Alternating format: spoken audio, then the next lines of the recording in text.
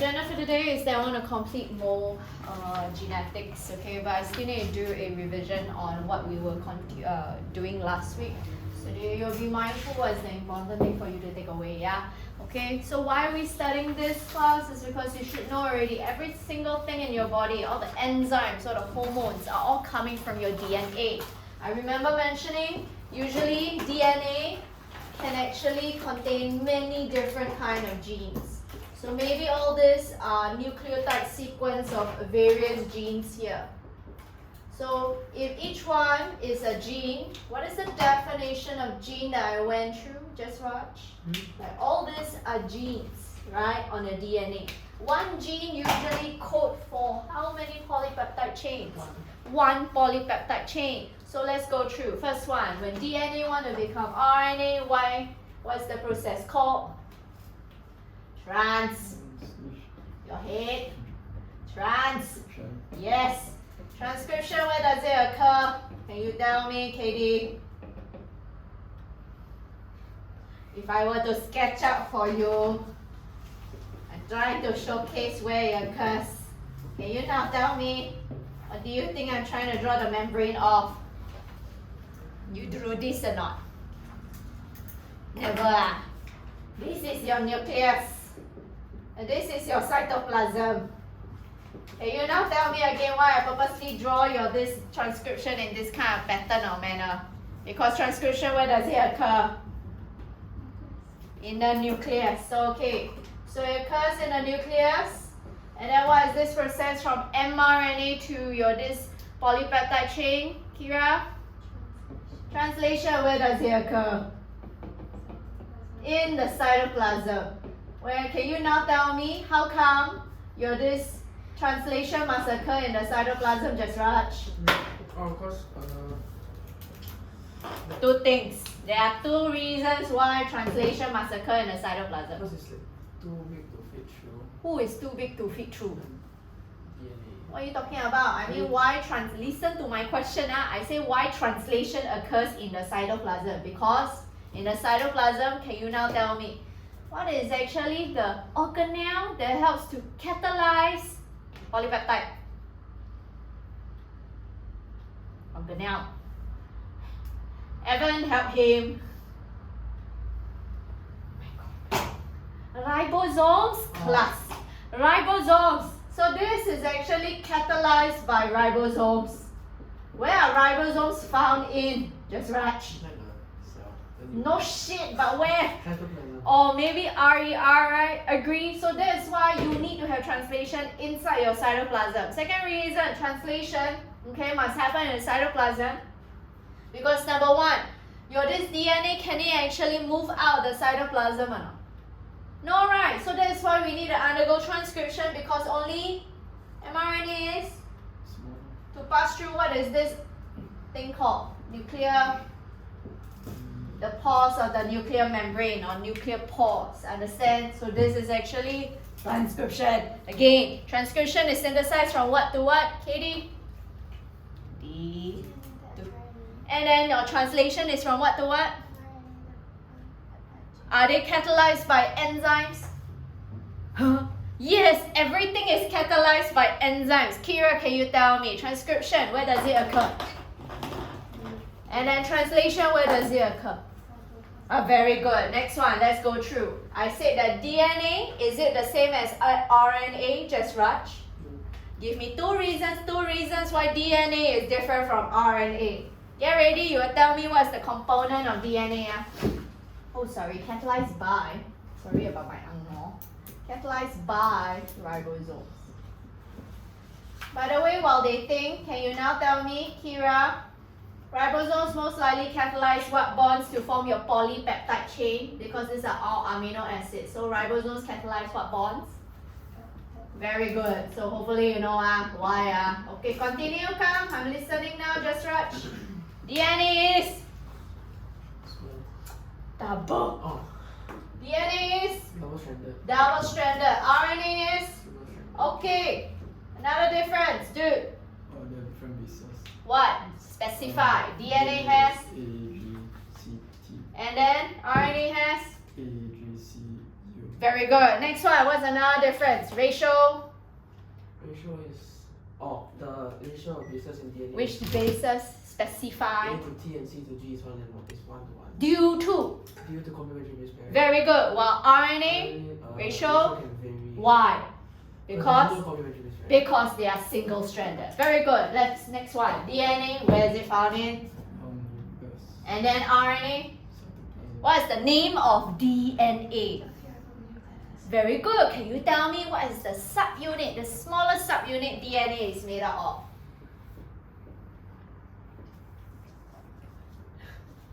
Nucleotides. Yes, but DNA got DNA nucleotides, right? RNA have RNA nucleotides. My question is, Katie, can you tell me your DNA nucleotides? Each nucleotide consists of 3 components. What is this called? Phosphate.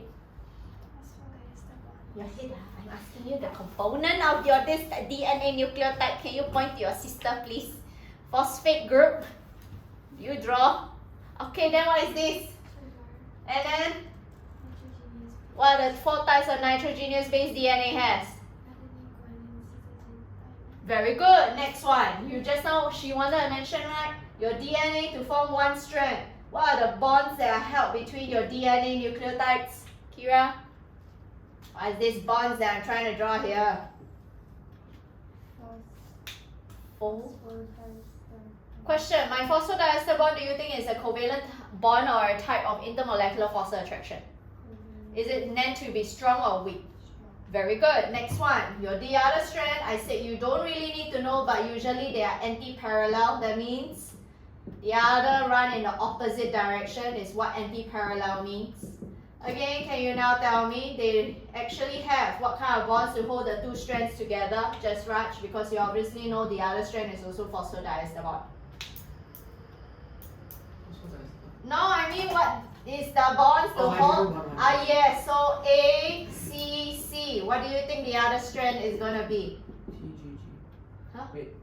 You GG like you. A, T, So T, G. G, G, very good. So this is hydrogen bonds. Is it a type of covalent bonds or intermolecular phosphor attraction?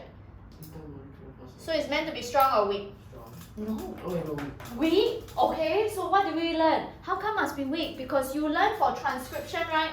Your DNA must separate it with each other. So let's do a brief right now.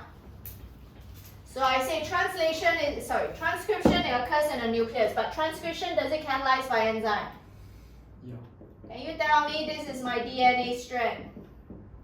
In my DNA strand, I did mention before how many of your this DNA strands serve as templates.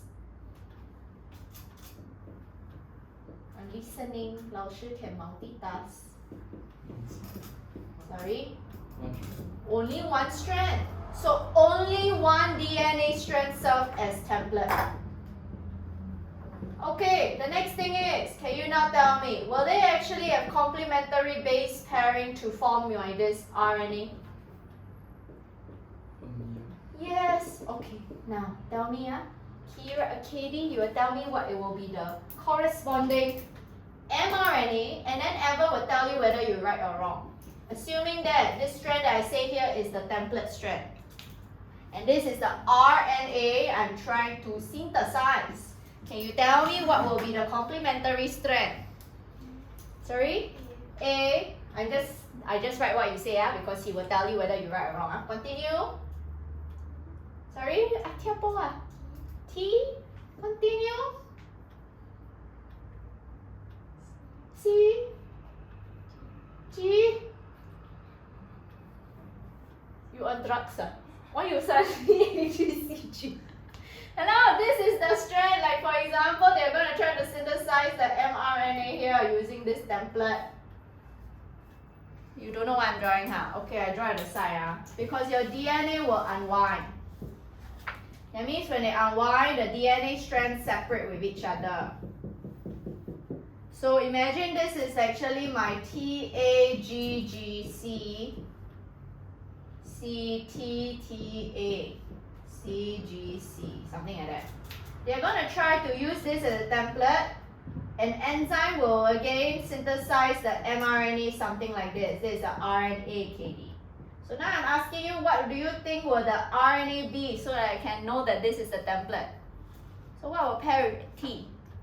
And then what will pair with A for R and A? Never mind, don't worry. Evan will tell you whether you're right or wrong, and then he is just going to give that thing.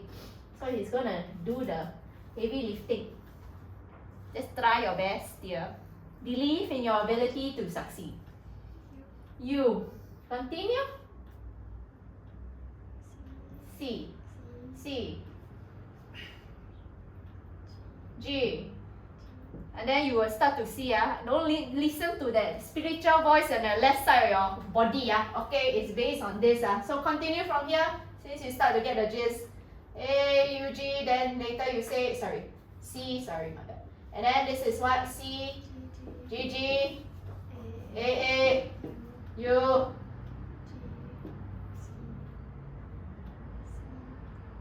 C. Correct? So the last one. And so the last one is what? Yeah, why you suddenly say C?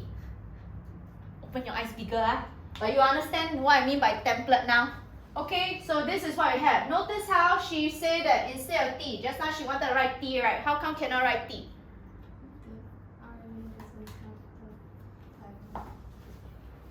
Okay, RNA has what? But what does he have instead? Very good. So that's why. Okay, why must I actually synthesize RNA? Explain. 2 reasons. Why must I synthesize RNA? Why cannot from DNA become polypeptide chain? Because number 1, question. The DNA, do you think it's large enough to pass through? It's not large enough. Another thing is, only RNA is only small enough to pass through. Either that, you say too large, or again small enough to pass through. And then what did I say for translation to occur? What is the organelles that catalyze peptide bonds? And then it's only found in the... Oh, okay. In the cytoplasm. Yes, this is why we need to synthesize RNA. Because now, first reason is because it's only small enough to pass through. Second reason, the ribosomes are only located in the cytoplasm. Understand? For translation to occur. So, if your RNA actually moves out from here, I already mentioned before, I said your RNA will code for a polypeptide chain. So, for example, sorry, let me just redraw. This is AUC, CGG. These are all arbitrary. There's no need to memorize like this. You just need to know there's such thing as complementary base pairing, something like that. So I said every 3 by 3 by 3 by 3, they code for a unique amino acid. You are not expected to know, but the idea is that they code for a unique amino acid catalyzed by ribosomes during translation. And then the ribosomes will catalyze these bonds called peptide bonds. So that's why do you see we have here, okay, so know what transcription and translation is. 1, 2, 3, 4. Okay, 4 differences between transcription and translation. Just try starts with you. Transcription is in the nucleus, but translation is in the cytoplasm. Very easy, very good. Next one. What is the template for transcription? DNA. Only one. But what is the template for translation? RNA. RNA strand serve as the template. Next one. Can you tell me what bonds am I catalyzing to form between your RNA nucleotides? RNA nucleotides always catalyze type P. Yes. Whereas what bonds am I trying to catalyze in translation? So you can form polypeptide chains. Polypeptide chains. Wait, your sis. Yes, correct. Okay, last one. What's the last difference between transcription and translation?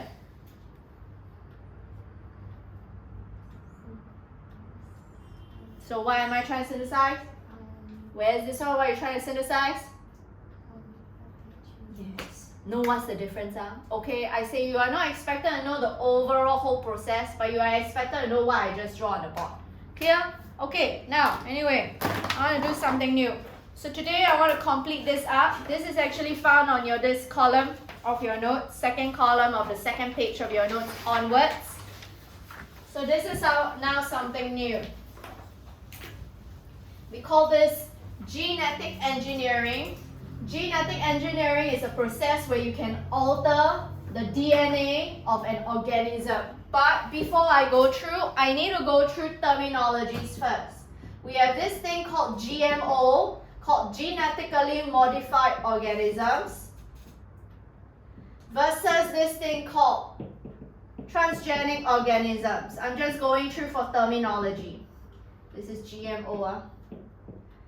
Transgenic organisms, I need to point out, they are actually genetically modified organisms. But not all genetically modified organisms are transgenic. If I actually draw a Venn diagram, this is your transgenic. Then outside is actually your GMO. This is what it means. Then the question will be, what is this then? So, for example, let's say I use human as an example. Maybe I have diabetes. Let's do a quick one. Just rush if I say I have type 1 diabetes. Means what? What? I know. How does it differ from type 2? Islets. Oh, islets of Langerhans cannot produce sufficient insulin. So my insulin gene is non-functional, right? Agree? So idea is, for me, I can actually alter, maybe I transfer, okay, a functional human insulin gene from one person to me. I change my DNA and my genetic makeup. Now I can produce functional insulin. I am a GMO. That's what it means. Understand? However, transgenic means you transfer and insert a foreign gene, but this foreign gene comes from another species. For example, I put a hummingbird, maybe a zebrafish that allows for illuminescence gene inside my body. Okay, then I start to glow. So do you see this zebrafish now is inside a human body? So I am a transgenic organism. This one is only if it's from another species. This can be another species or within the same species. You understand? Maybe you just write this in your notes on the second column wherever there's space. If not, you should know there's sticky pad on the table. First one, I want to define what GMO is. Okay? So, ready? You can write. GMO is when a foreign gene, I repeat, is when a foreign gene is inserted into the DNA. I repeat, GMO is when a foreign gene is inserted into the DNA of an organism, inserted into the DNA of the organism, changing its genetic makeup. Changing its genetic makeup. This is a GMO. Transgenic. Give you the definition of transgenic organism. Transgenic organism is when a foreign gene from another species, I repeat, a foreign gene from another species is inserted into the DNA, of the organism,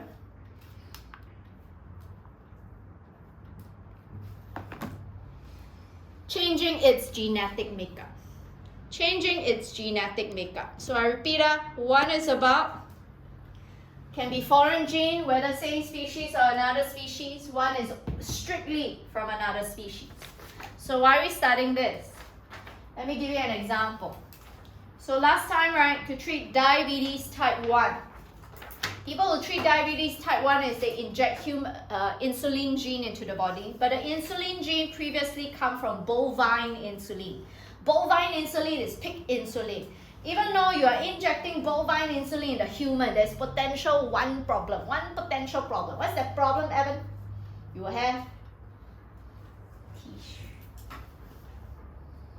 So if imagine you inject pig insulin in the body, what will happen to pig insulin is that eventually will undergo tissue. You know, tissue. You need to talk tissue rejection. Tissue rejection is when the body rejects, okay, anything that is foreign or deemed foreign by triggering an immune response. Now, imagine you have pig insulin, wouldn't that have tissue rejection from the human body? So is it foolproof? No, right? So one thing is that the best way to minimize tissue rejection is injecting a human insulin, right?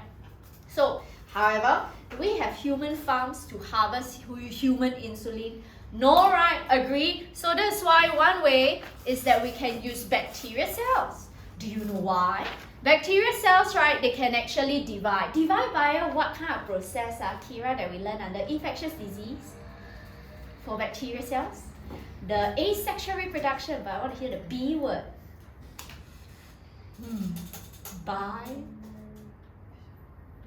Yes, binary fission. When you want to go binary fission, if I tell you it's a type of asexual reproduction, means the cells that I form are going to be G. Genetically identical. Yes. So does this mean that my human insulin, you're going to make photocopies of so many by your bacteria cell itself?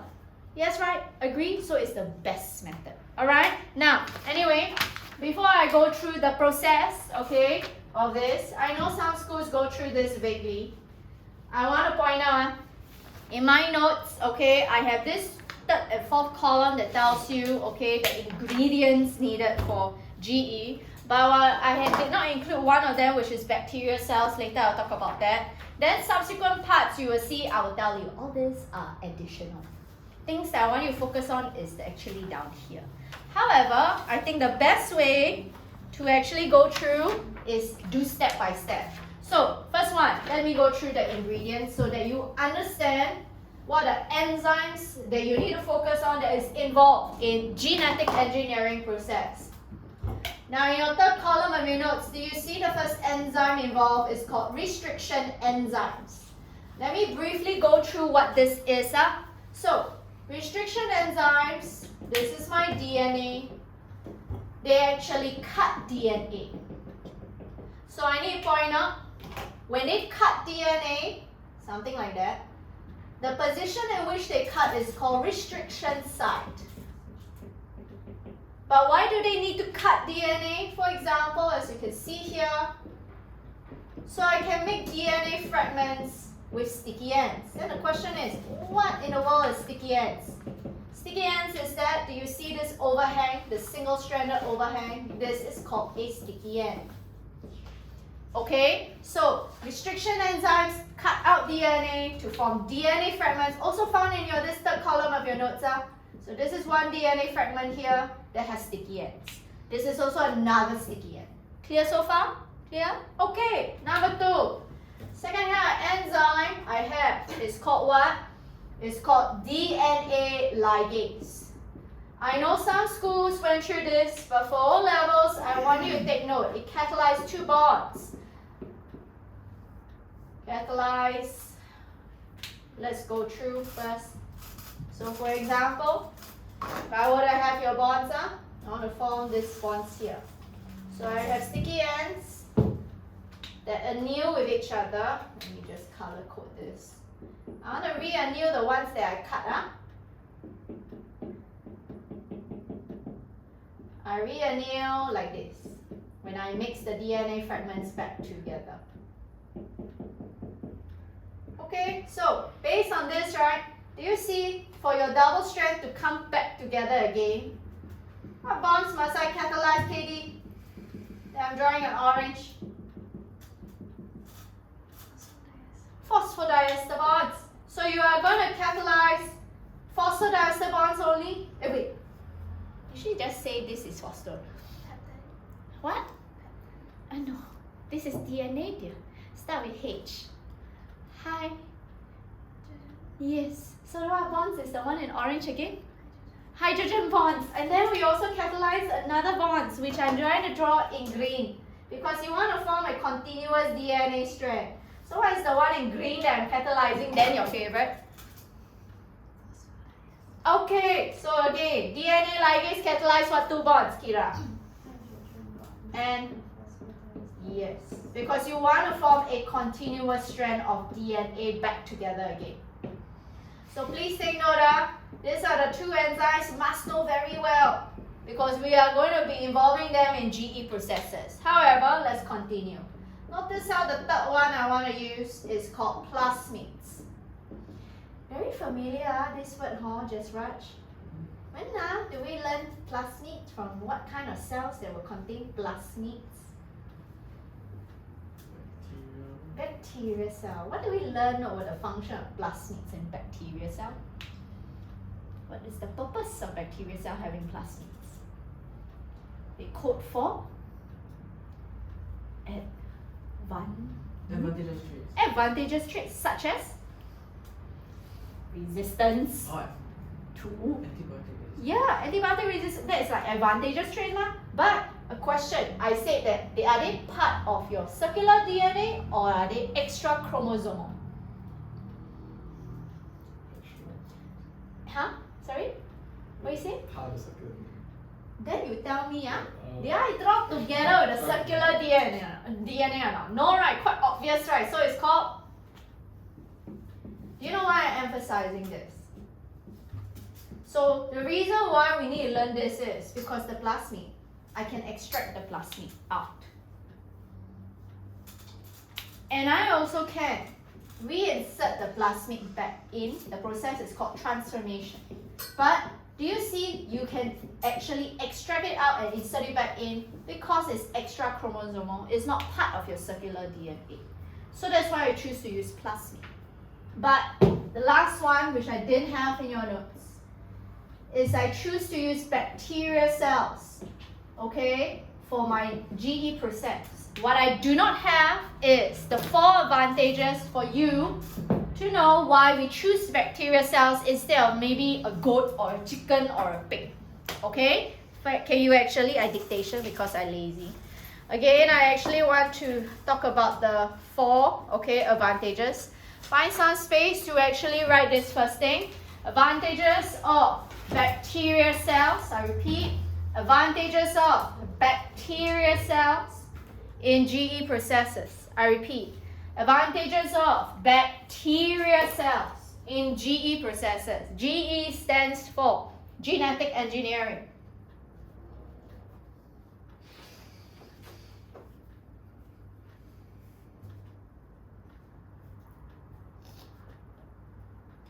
Okay, first advantages, ready?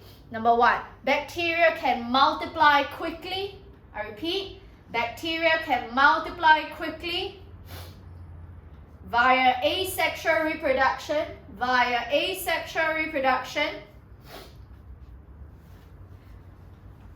To produce a large amount of products. Within a short time.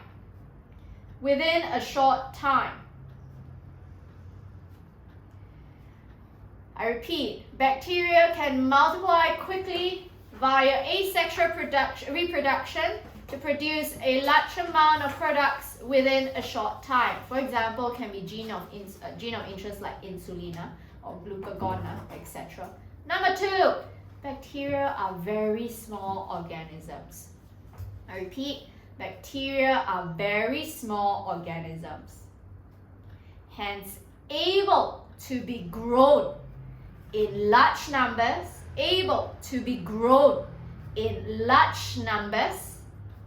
within fermenter tanks,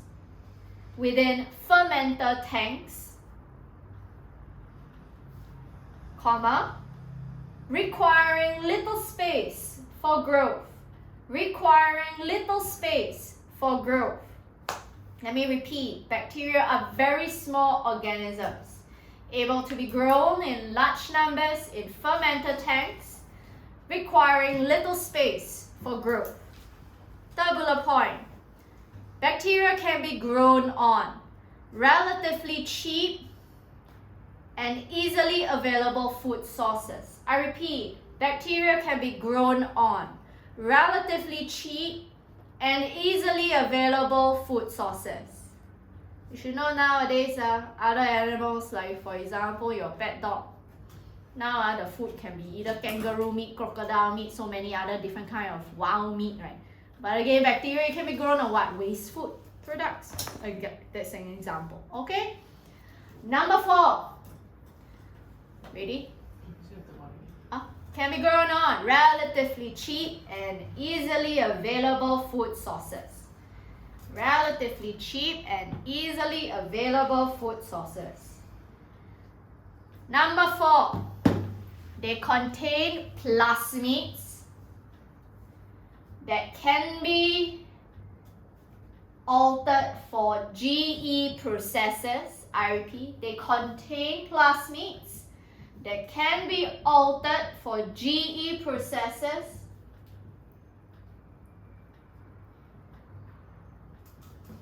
to produce recombinant plasmids. Don't worry, I'm going to explain now. Just right.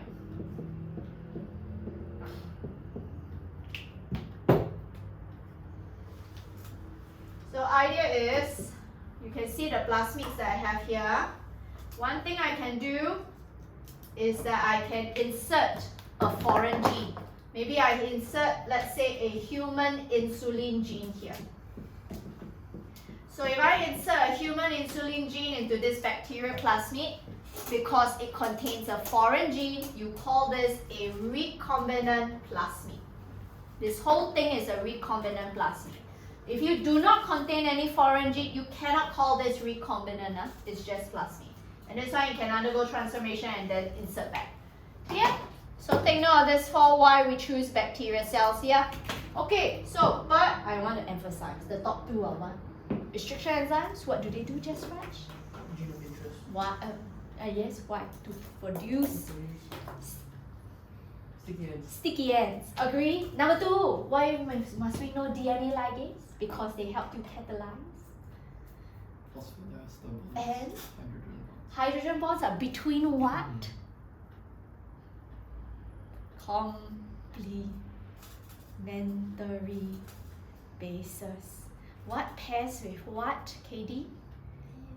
And then what? G and C. That is called what kind of base pairing? That is what kind of bonds that is held between them? Very good. Okay, so the idea is because you will usually want to form a recombinant plasmid. Okay, now I realize if I were to draw, it will be best to explain roughly the GE process. Because I need my students to roughly at least know what GE process is, if not why they teach you about all this. This is not found in your notes. Please find some space to actually transfer this into your notes. Yeah.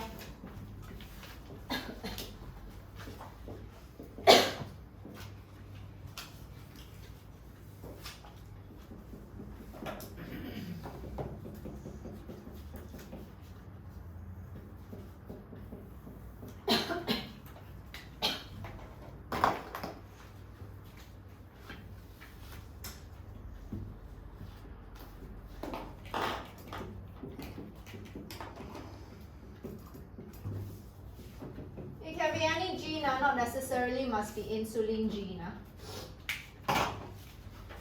Whenever I use the term called isolate, it means you extract this out.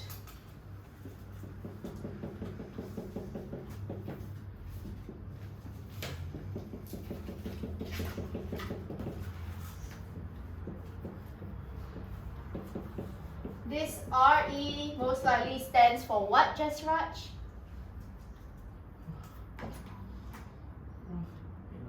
Restriction enzymes. Very good. So restriction enzymes is going to cut this. Give me a moment while I just draw.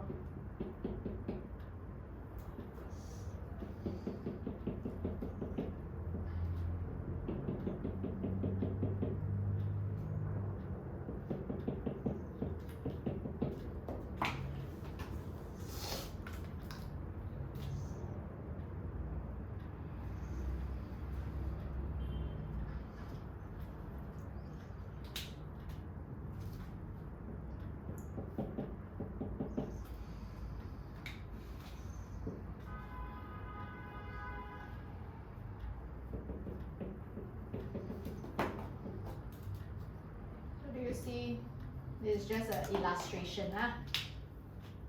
DNA fragment.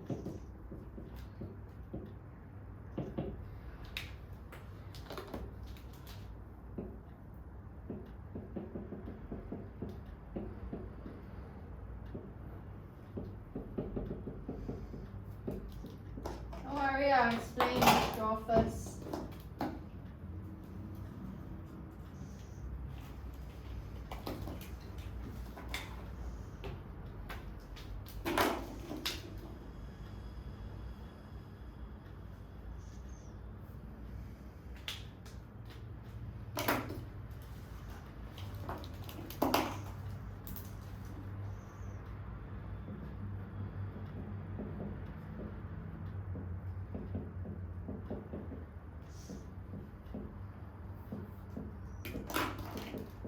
Again, KDRE stands for what?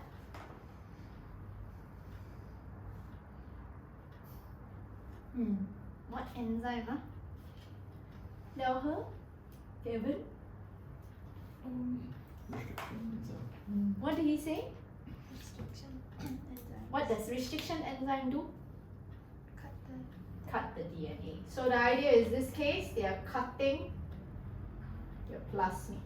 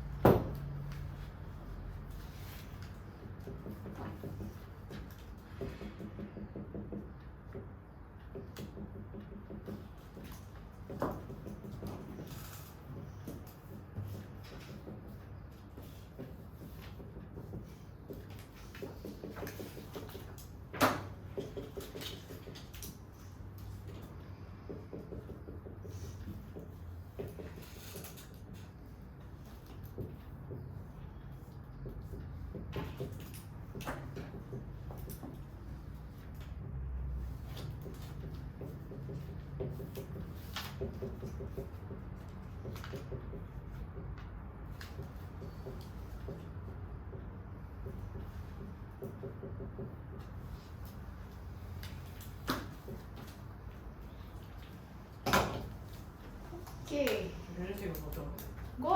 go ahead. The idea is you must at least roughly know. This diagram will help you visualize. I want to point out though is the 7 steps. What this is about. This whole process is genetic engineering.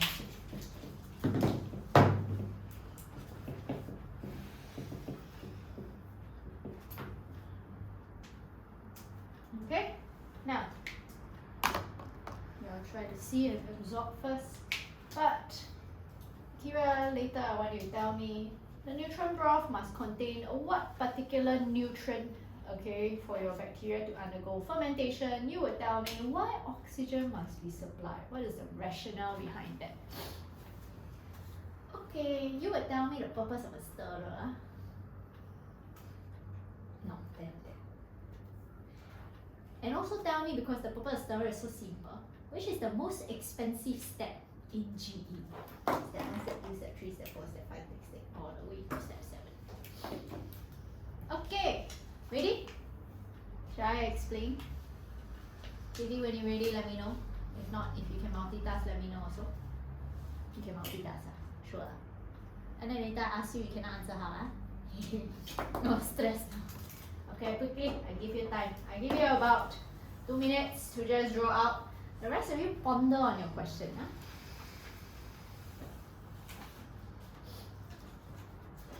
You don't need to know in detail. You just need to know on this kind of surface level that I just drew on the board. So we can actually manipulate now. Actually, this is how we also synthesize human growth hormone gene. To help cure dwarfism. So Kill me. you can actually alter. There are this thing called test tube babies. China has them. So they actually can change your genetic makeup since before you're even born. That means at the zygote stage. Okay. So yes, damn. So again, this is like just an example of one of the many kind of scientific methods that we can do to alter our genetic makeup. But obviously there is ethical issues lah. But it's possible. Okay, like one of them we are just trying to do stem cell research. That's the best example to showcase.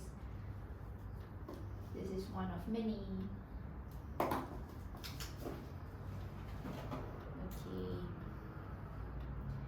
This is all I need you all to know. Okay, for this part, which is just now the advantages of bacteria and the GE process before we do the questions.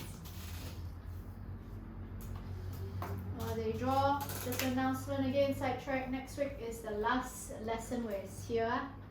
Okay, following week is at a new location. And you shouldn't be late because there's no bus issue since it's supposed to be MRT issue only, and the MRT, this blue line will never break down, I think.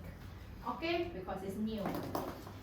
Okay, which step are you at, Katie? Are you satisfied with your Picasso drawing? Still not satisfied. Where are you at? I did like the top part. Huh? You still at 1? No, I finished the part. Then which part? I'm trying to square there. The square there? There is a bacteria cell there, but are you saying you're at 5 and 6? Are you at 5 and 6? Yeah, but I didn't do 3 and 4 yet. You help your sister, okay? I think you took photo, right? Can you do me a favor and help me send your photo to the group chat? Okay, please. But anyway, to get your attention for the rest of you. Katie, you multitask, dear. I cannot wait. Oh, okay. Why not you pay attention first this one, then later you have time. I'd rather you pay attention for this. Okay, now I need to go through what this GE process is about. Okay, so your first GE, I just want to bring your attention. Do you see I'm making use of 2 particular enzymes? RE stands for what, just Raj? What does restriction enzymes do? To form? Yes, and then your DNA ligase catalyze what 2 bonds? Boss. Hydrogen and phosphodiester. Okay, come, let's go through. From now onwards, whenever you see the word isolate, means you extract this out, okay? So you know that, for example, your DNA contains many genes, but I just want to focus on insulin gene, alright? So what do? I usually isolate, I extract this, okay, gene of interest, and I cut it with a restriction enzyme. Restriction enzyme, tell you, are highly specific. You only cut at specific regions, called restriction site. But the goal is, do you see I can now extract out a DNA fragment that contain my gene of interest, right?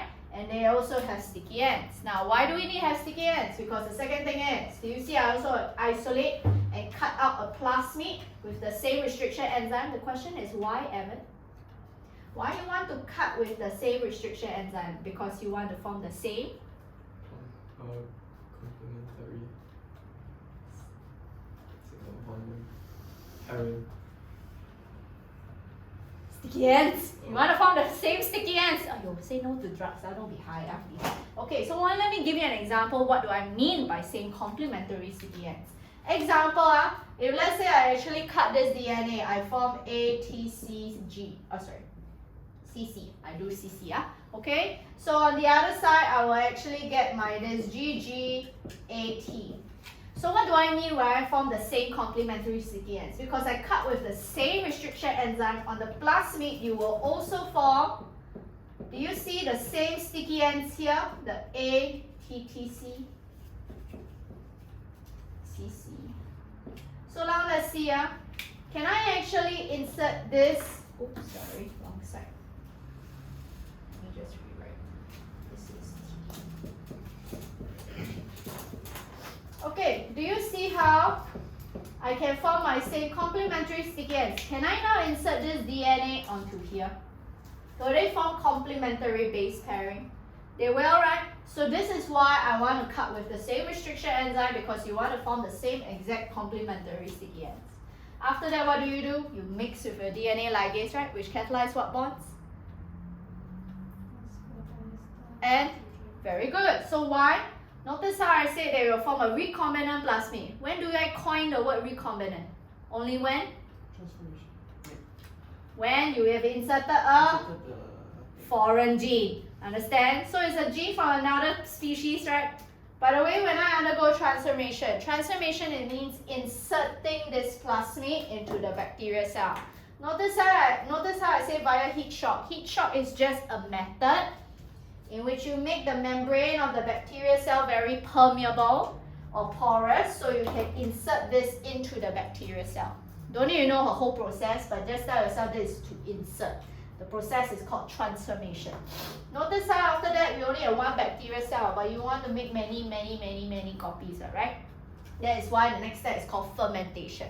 Fermentation, the bacterial cell undergo what kind of asexual reproduction? Start with B.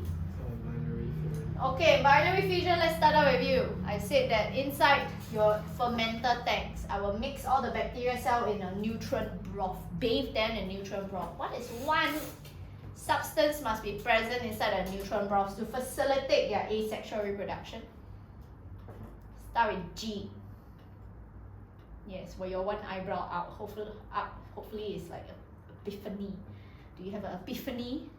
Why not I ask you, this one, do you require energy? What process must you undergo? Tissue?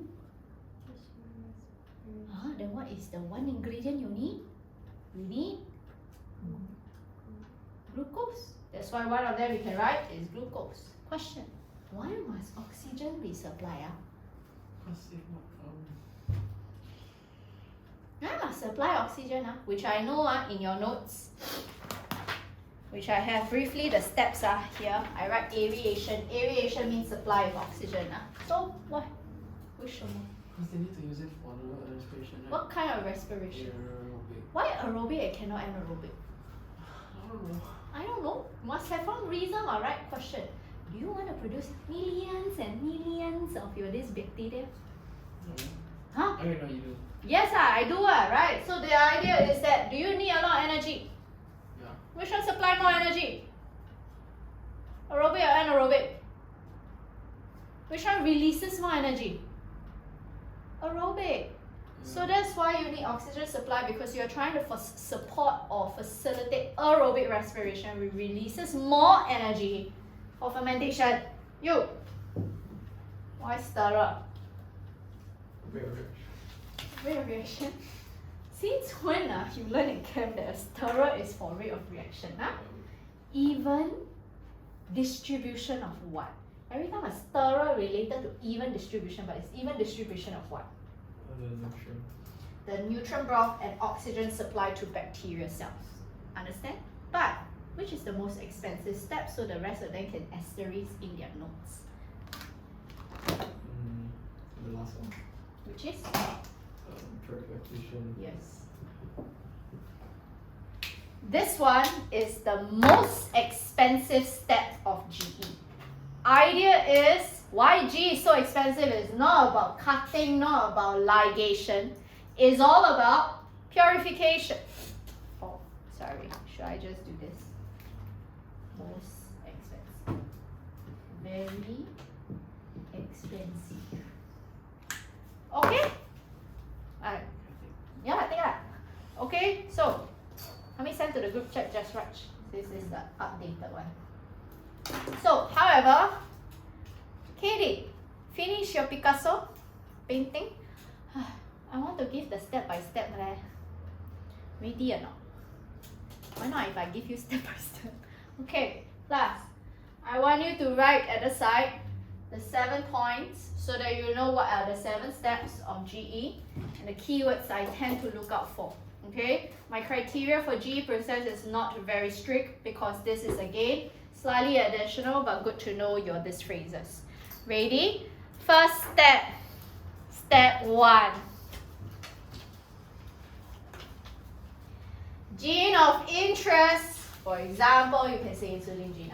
Gene of interest is isolated and cut with a restriction enzyme. I repeat.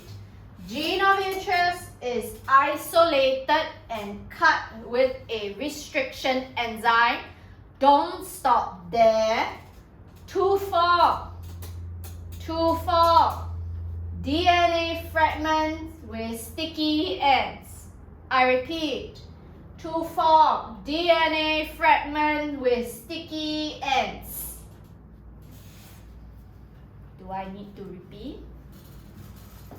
Okay. Underline the keyword cut with restriction enzyme and underline the keyword sticky ends. Underline the keyword restriction enzyme. That means cut with restriction enzyme. Underline the keyword sticky ends. Next bullet point. Plasmid is isolated and cut with the same restriction enzyme. I repeat. Plasmid is isolated and cut with the same restriction enzyme. Underline same restriction enzyme. Haven't finished yet. To form complementary sticky ends. To form complementary sticky ends. Underline the keyword same restriction enzyme and underline the keyword complementary sticky ends. Next bullet point. DNA fragment is mixed with plasmid in the presence of DNA ligase. I repeat. DNA fragment is mixed with plasmid in the presence of DNA ligase.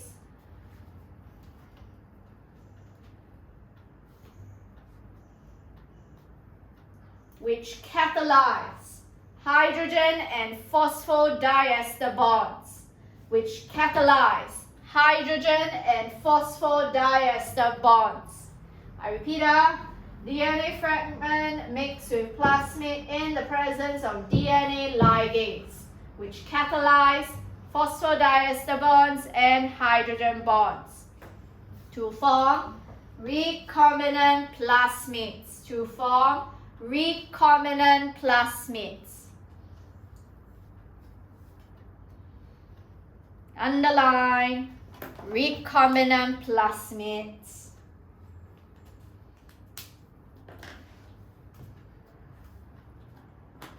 Underline recombinant plasmids and DNA ligase and phosphodiester bond and hydrogen bonds.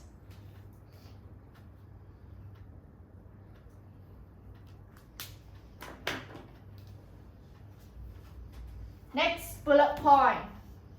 Plasmid is transformed into bacterial cell via heat shock. I repeat, plasmid is transformed into bacterial cell via heat shock. Plasmid is transformed into bacterial cell via heat shock.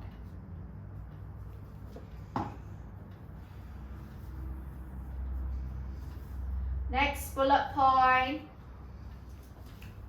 Bacterial cells undergo fermentation and multiply via binary fission. Bacterial cells undergo fermentation and multiply via binary fission. Okay. By the way, the parts that I want you to take note is the enzyme at least and the DNA ligase. But my question is, notice how I transform this bacterial cell. This bacterial cell is human insulin gene. What kind of organism can I call it? Can I call it a GMO here? Is this a GMO bacteria? Is it a genetically modified? Is it also a transgenic bacteria? Yes. Why? For different species. Because it contains the human gene. Agree? So we can also call this a transgenic bacteria. Just to let you know. Okay? Okay, so hopefully you know. Any questions? No questions. So for this part, I just need you to take note the functions of restriction enzyme and DNA ligase and overall this rough thing. Do you see just now the questions I have for you? Just now I say question 1, question 2, question 1, question 2. Can you please do the 2 questions in the worksheet that I provided for you? And then I want to mark. After that, I want to go through. And then if I got time, I want to do modes of repro. Okay? Clear? Okay.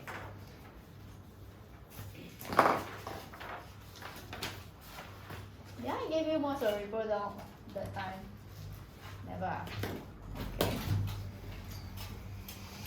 Okay. Let's see. Modes of repro.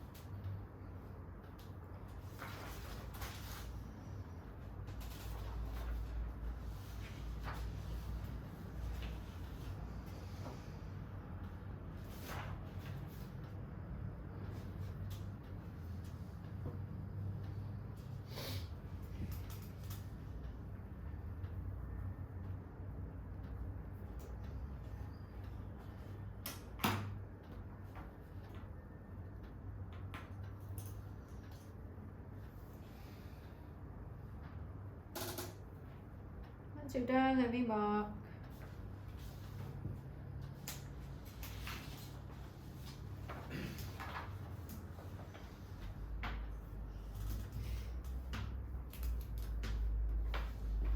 Actually, question 1B, can use this for answer. You have to see which one is relevant. One of them will be like causing allergies, that one is definitely relevant. Allergen transfer thing. Because sometimes it may transfer to weeds themselves, which is unintentional.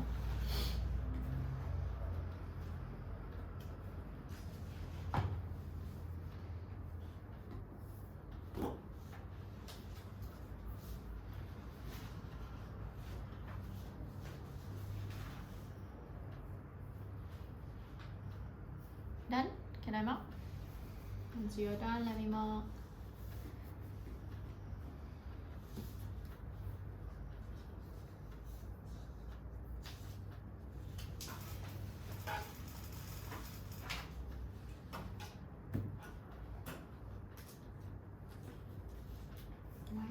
Which one? 2B. 2B.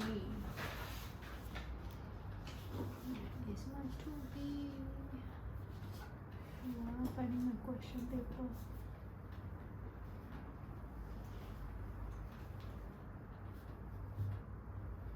Okay. Question 2B. They say bacteria take up all this modifier and exposed to both antibiotics X and Y and suggest which antibiotic would they be resistant to. Let's understand concepts first. They show you the plasmid before modification.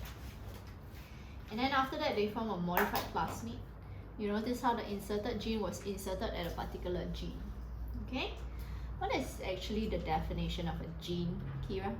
One gene codes for what? Gene codes for what? Like why must you have genes in your body? Like you have a gene for insulin, gene for glucagon, gene for salivary amylase, or the genes, give me a moment. Genes for what? For what? Code for what? Code for what? Proteins. Genes code for enzymes, code for insulin, code for proteins. So my question is, just now we learned genes are made out of nucleotides, right? So the exact sequence of the nucleotide, will it actually determine the protein? Will it determine the protein? It will, right? So my question is, do you see the plasmid? Once you have an inserted gene inserted, can you tell me this gene that was inserted is at the gene for antibiotic X resistance or antibiotic Y resistance? So it means that now, will the nucleotide sequence of antibiotic resistance Y change? Will it actually change this protein shape and structure? Can it change the function? The likelihood of this organism having the ability to have antibiotic resistance to Y, is it going to no longer be present? Because you cannot code for the protein that gives you antibiotic resistance. But did the nucleotide sequence for antibiotic X change? So it's intact, right? If it's intact, can I still code for the protein that gives you antibiotic resistance to X? Yes. You understand? Okay, just Raj, can I mark here? Thank you.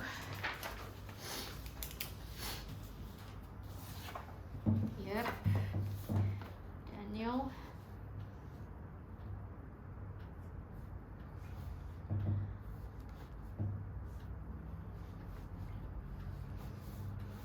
Fine. These are the ones that I'm looking out for. Anything I didn't underline is not what I'm looking out for.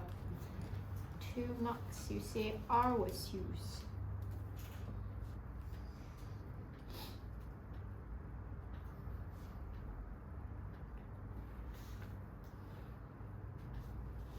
You are not using the keywords. You want to form what? Keyword is called same, complementary, sticky ends. Why must you form the same complementary sticky ends? So you can actually attach the gene of interest to plasmids to form. Oh. So there are keywords that are missing. Keywords missing are same sticky ends or complementary sticky ends. And then another keyword is that you fail to tell me you want to form recombinant plasmids. That's why they must be complementary. Okay, so kosong. Disadvantage. Health concern. Yeah. Allergy. Sure. I also can be transformed, causing development of superweights. Yes, I also accept. Okay, that one sounds logical. I give you the credit. Only the one that I give you 0 for. Who else is done? Kelly mark. Please look at the other question while waiting. Thank you. No. Wait. You agree with Lara? No, Lara is wrong. Reason why Lara is wrong is DNA and genes are not the same. Genes is just a subset of DNA because DNA contains millions of genes. Huh? And then why you write, but who will you agree with? You say agree with Lara.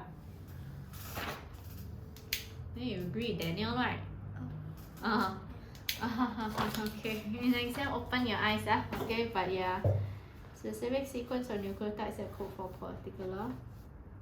But you never explain what DNA is, and how to give you a full mark. Cannot say just it's not the same one. And another thing, R is cannot be DNA, dude. The molecule R, do you see the intention is that R will help you cut this DNA into smaller DNA fragments. What's the R most likely going to be doing to cut? Yeah, so when they ask you for molecule, they are not, if not they write molecule R here already. You think about this, if they want you to say that that's DNA, they will write the molecule R on top of that instead of along the arrow. You understand? It means that is the enzyme one. So what do you think S is? You tell me now. If I tell you R is restriction enzyme, that's why you cut, right? Then S, you can see this restriction, you add and mix this, and then you form one continuous plasmid. This most likely is what? You see, I mix, you form one continuous plasmid. So what is the molecule S? Correct. You understand now? You misunderstand this question now? Okay. You want to form recombinant plasmid. You want to form complementary sticky ends. Fine, I'll give you the full 2 marks. Yes, allergen, correct. Transfer to form superweeds, also correct. I accept. Okay, who else? Can I mark? Thank you.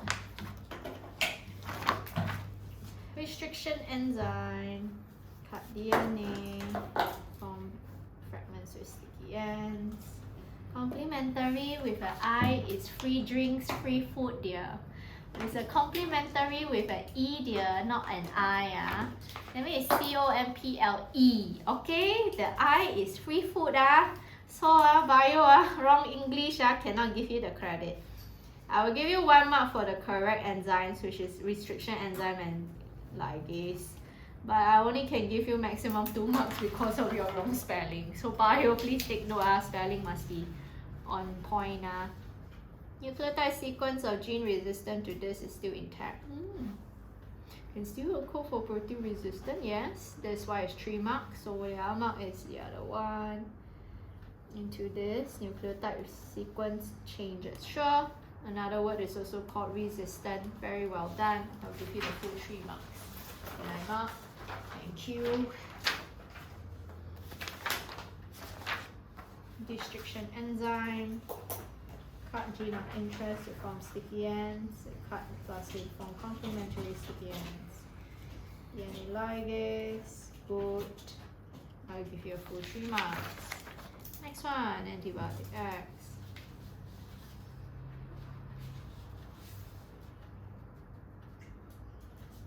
Sure, the nucleotide remain the same, that's why the gene is the same. Next time write like that.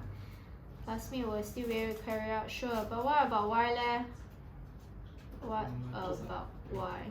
You must, this is using data point ma.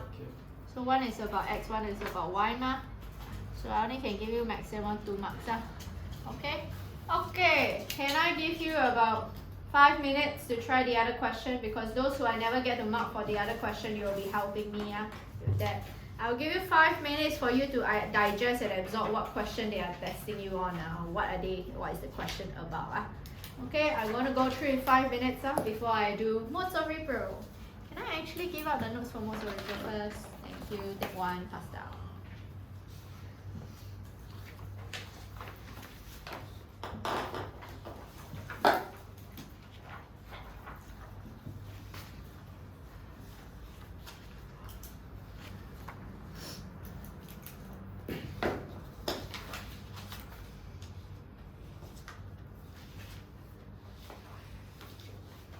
Where's your school at right now for syllabus? Human reproduction. Okay. You? Have they done inheritance? No. No. Okay. You? Human reproduction. Plants done already. Repro, cell division done already. Yeah. Inheritance? I don't think so. Okay. So, wow, go your school so fast. Please take note of what you need, okay? Why is it always your school and the centers extremely slow, Then I always want the girls to stay back. So unfair, right? Oh well. Maybe they rather see the girls for remedial than boys. Then boys they just zoom, zoom, zoom, zoom, zoom, zoom. Then only see you for remedial.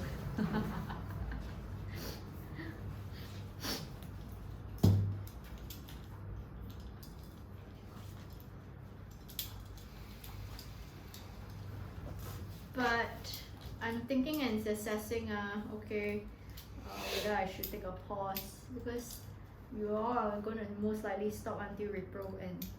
Because if not, it will only left with inheritance only. Then it seems like you all finished syllabus already, Okay. I will actually need the time to do revision because there's also the front topic and I can tell how well you guys are for the front topic. So we definitely need revision. Okay. So I most likely will be starting revision in mid-May to let you all know. And then intensive class in June. Or be different set of topics for revision. Okay, we'll go through another 3 minutes time, understand what the question is about.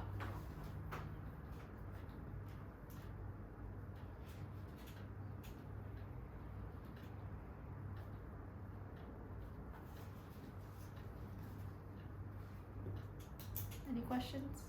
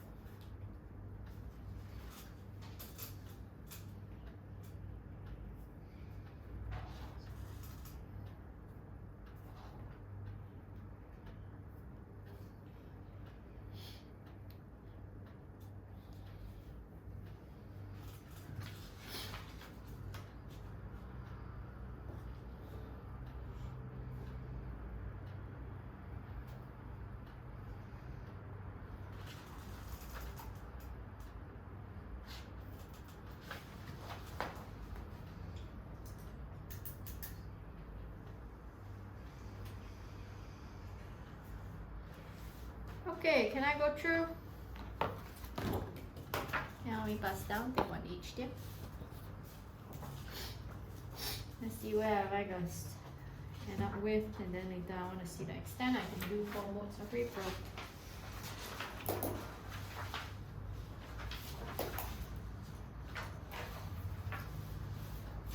Ready? Okay, let's start at question 1 because I never get a mark for you. So Kira and Evan, you will be helping me with question 1.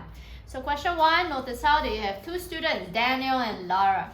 We're revising on the topic of DNA and genetic engineering. Lara argued that DNA and genes are the same. However, Daniel disagreed. Who would you agree with? Can you tell me, Kira?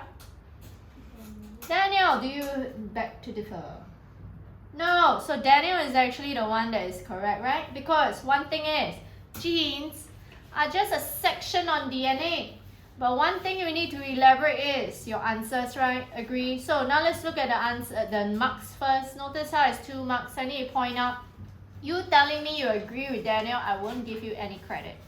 How are the 2 marks delegated? Because you clearly see got Lara, you clearly see got Daniel. That means you need to tell me 1 mark for DNA, 1 mark for genes.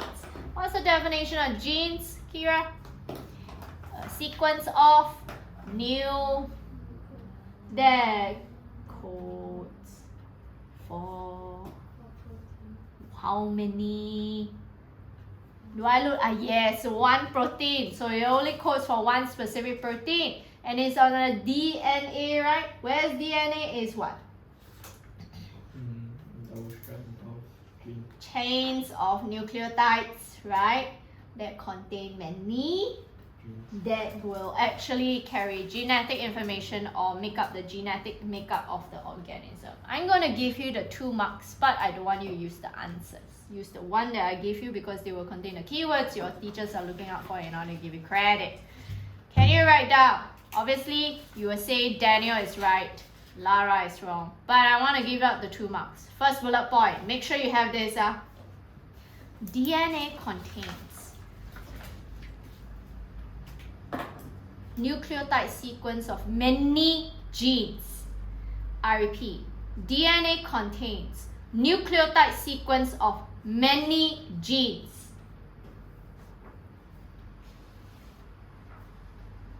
That codes for genetic makeup of an organism. Just watch. The answers is changed, okay, from the answer sheet, just to let you know. I repeat, DNA sequence are nucleotide sequences of many genes that codes for genetic makeup of an organism. Underline the keyword, sequence or nucleotides of many genes. Okay? Second bullet point.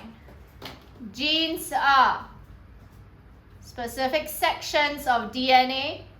Genes are specific sections of DNA that codes for a specific polypeptide chain. I repeat, specific sections of DNA that codes for a specific polypeptide chain.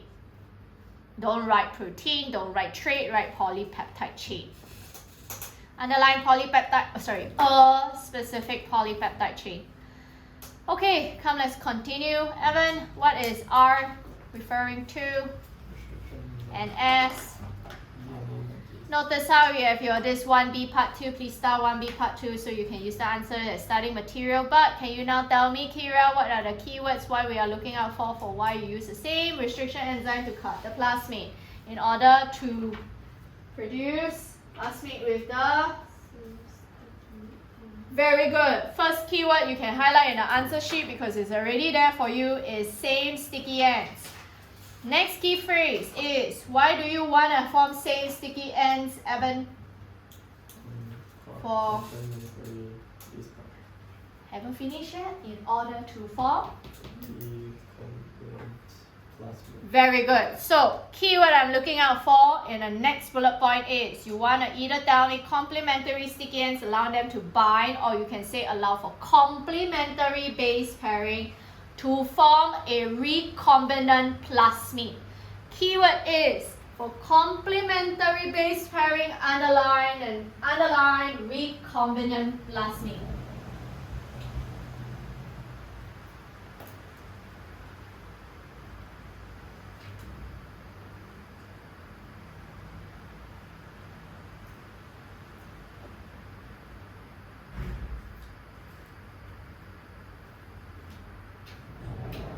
Okay. Ready? Let's continue. next one, can you now tell me disadvantages? Oh, by the way, disadvantages, anything AVP I will accept. But can I hear a disadvantage of using, let's say, all this kind of GMO? There must be some disadvantage. Nothing is all perfect or foolproof. What could be one disadvantage of making a golden rice? Very expensive. Again, for example, if you tell me how it can be controlled by biotechnological companies, making it expensive for farmers, again, hence non-economical, I will accept. Another one that I can accept, it can cost. Yeah, lor. So if you tell me we'll have, allergens, that can be transferred, I also accept if you tell me it causes allergies in humans that consume them. It is possible. Some people also allergic to vaccines, let alone GM food, right? Agree? So that's why I also can accept. Anyway, let's start off with question 2A. What is actually 2A, the two enzymes they are referring to, Katie? Two enzymes that is needed for GE that I emphasized so many times in the lesson. Enzymes. So it's restriction and okay, question. Notice how it's 3 marks, right? Just Raj, how am I going to delegate the 3 marks? By the way, start this question so you can use it as studying material. Function. Wait, name the first one and then let's take the function. For each? Each enzyme. Yes, that's why it's 3 marks. Okay, so you should know already. This is using keyword technique. Alright, because two enzymes, you tell me what's the restriction enzyme. Let's hear the keywords you will usually tag or associate with restriction enzyme. Katie, restriction enzyme, how do you always describe the role of restriction enzyme? Restriction enzyme? They.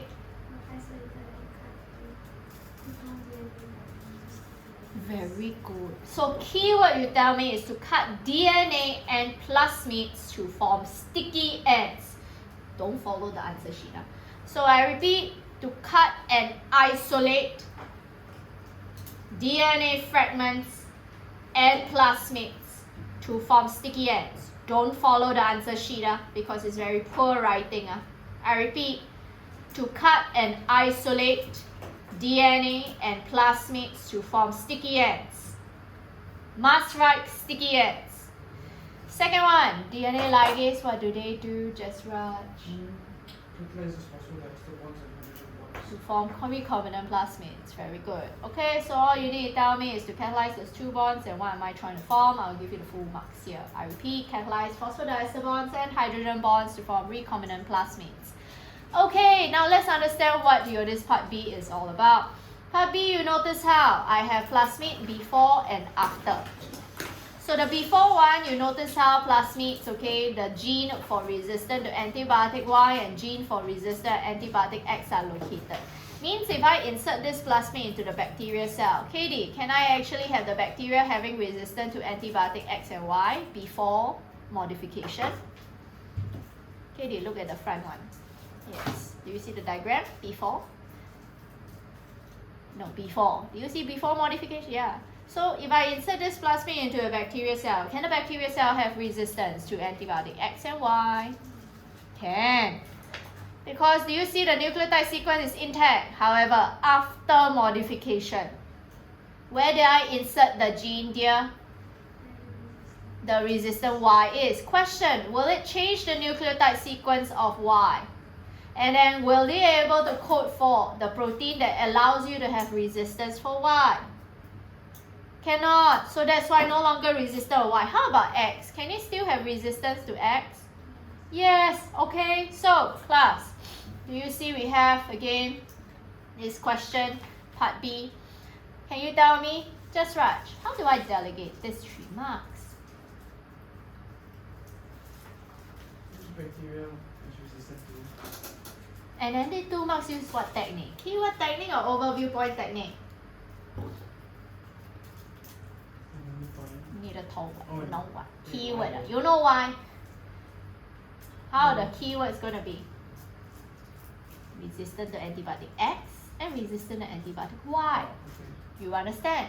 So in your head, right, you should be telling me for X, how come you can still have resistance to X? Because you can say how the nucleotide sequence for resistant X is still intact or does not change. So can you still code for protein for allow for resistance? Then the Y, how you going to code, Katie? If I insert the gene into your antibiotic resistant Y, so what will happen? This will change the nucleotide sequence or not? So you must say inserted gene will of Y. So it means that can they now have resistance to Y? Oh no, because it's disrupted. The word is called disrupted. So I'm going to give you the 3 bullet points. Obviously, first bullet point is antibiotic X. Second bullet point, you are right. Gene for resistant to antibiotic X. I repeat, gene for resistant to antibiotic X remains unchanged. Remains unchanged. Gene for resistant to antibiotic X remains unchanged. Hence, bacteria still can have resistance to antibiotic X. Second bullet point. Inserted gene disrupts nucleotide sequence.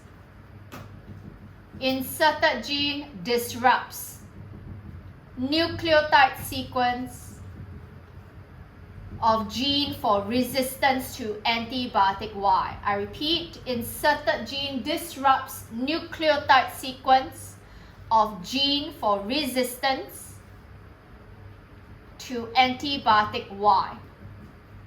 Gene for resistance to antibiotic Y, comma, hence, protein conformation and function changes. Protein conformation and function changes. Organism not resistant to Y. Okay? Clear? Okay. Today I'll just do a brief difference between the 2 types of reproduction before I end up. Very short one.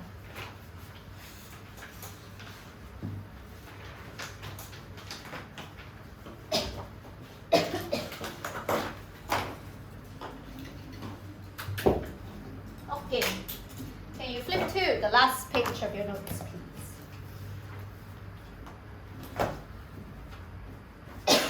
I know I have the table, but again, the table for sexual and asexual do not contain the important points that I want you to focus on, or maybe you can just star and asterisk this.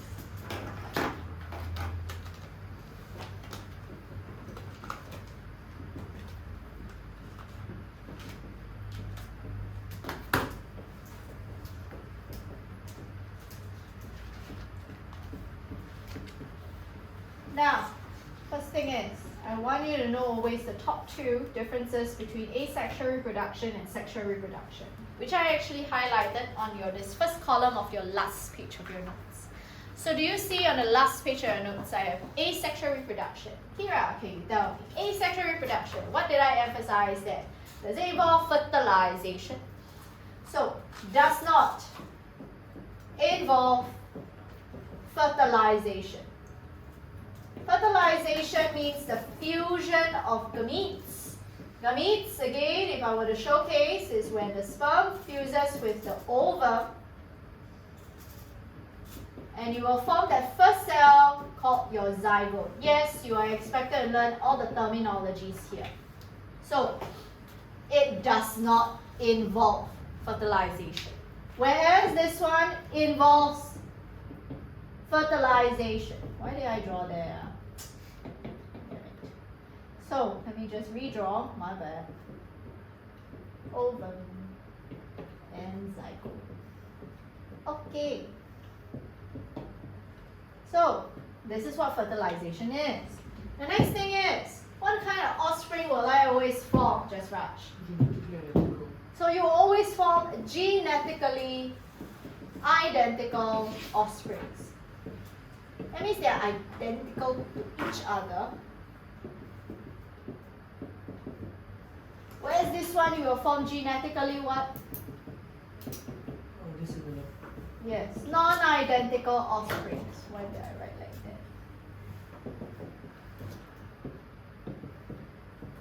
So, I will give the third one.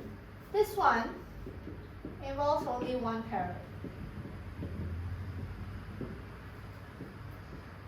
I'm giving you in an event that they ask you to define or distinguish asexual rebrew with sexual rebrew.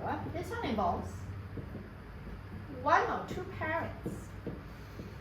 Then the question is, you all start this in your table appropriately.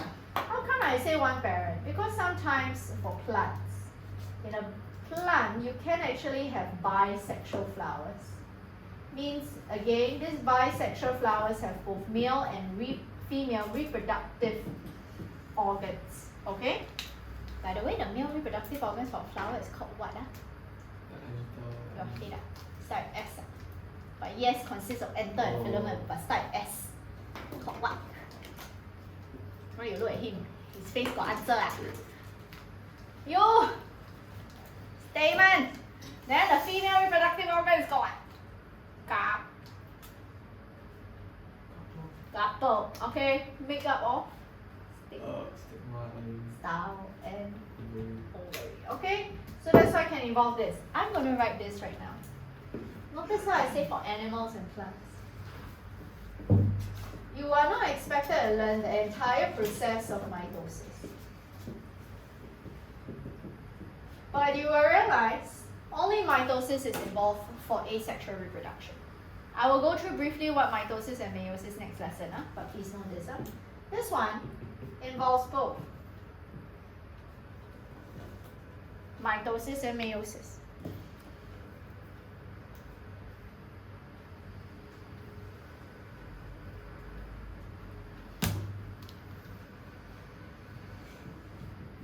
Sorry, with an S. Mitosis and meiosis. I'm going to explain why. Briefly. Meiosis is a process where I'm going to form my gametes. This is called meiosis. This is just for illustration. Again, when they fuse, the first cell that I form is called zygote. We already learned the process for this is called what, Katie? When your egg and sperm fuse is called? Yes. So where is mitosis going to be involved in? This is only just one cell. Are you a single cellular organism? No. No. So one of the cells you at least form is at least called an embryo.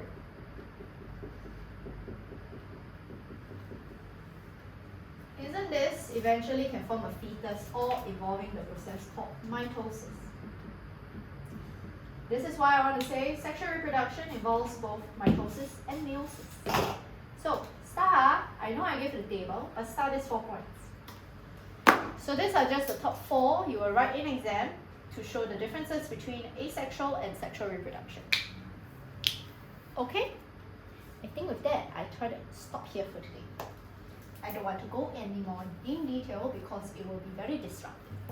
Then you will do not know what mitosis and meiosis is again. But at least today, learn what's asexual and sexual. Get ready. I want to go through one round before you leave. Okay. Top 2 is always these 2. So double star or asterisk these 2, please. Okay, starting with you. Evan, what is the first difference between asexual and sexual? I ask here. Oh, asexual reproduction, no fertilization. Wow. Is involved. Sexual reproduction is involved. Give me an example of organisms that will undergo asexual reproduction. Bacteria. But I want animals or plants? Oh. Give me an animal. Because you know why? Do you see this bacteria undergo mitosis or not? No. So bacteria undergo binary fusion. I purposely teach you the word is because binary fusion and mitosis are separate things. Animal is called amoeba. I think it's better on me. On there. Okay? Amoeba. Alright? So plants you should know I'm not going to say like strawberry, watermelon, all those are It's asexual. not an animal, man. I thought it's like a TV type of thing. But it's like an animal cell, it has animal cell make up like a small vacuoles. Agree? So I just want to point out. Second one, Katie, what's another difference between sexual and asexual? Asexual is one parent. Well, The other one is one or two. yes. What's another difference? For asexual will form what kind of offspring? Versus genetically? Very good. Last one? Asexual is mitosis. Is sexual is both mitosis and meiosis. Very good. And with that, I end off here today. Sayonara. Okay? Next week, just to remind you again, it's still here, yeah. Okay, don't go no place. Only can officially open on 4th May. And with that, sayonara.